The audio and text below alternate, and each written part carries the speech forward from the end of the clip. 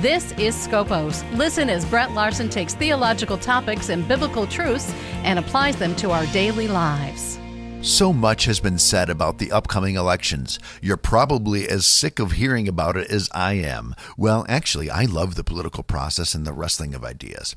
What makes so many people tired of politics, and what a shame that somehow politics have become a taboo topic in the public square, is the personal and continuous ad hominem personal attacks. I would agree that it is frustrating, and it can so easily blur the real issues, but perhaps that's the design.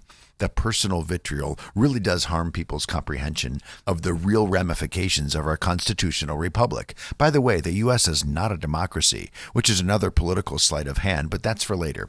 The news media, the candidates, the debates, everything involved with our political process has become about individuals rather than platforms. That's not to say that the individual doesn't matter or their performance is insignificant, but what a grievous error for us all to assume that the main decision we are making is about a person. See, the United States is not a wide open democracy. Rather, we are a constitutional republic.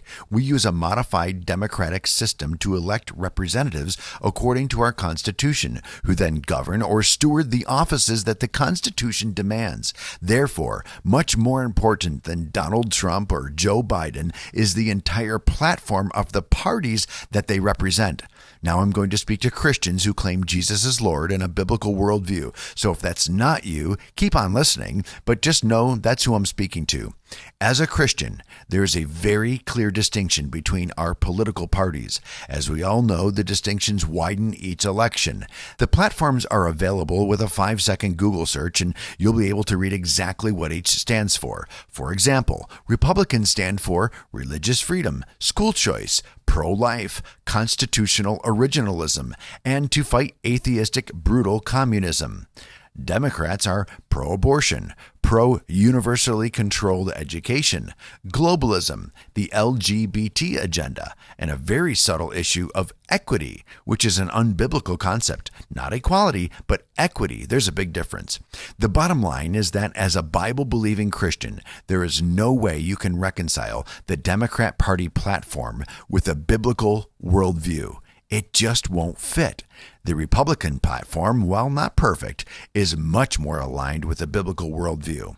So let's remove the drama, the rhetoric, the I don't like when he, and understand that in our system, you're voting for an entire platform with a person's name on it at the ballot box. I beg you to consider this as you vote.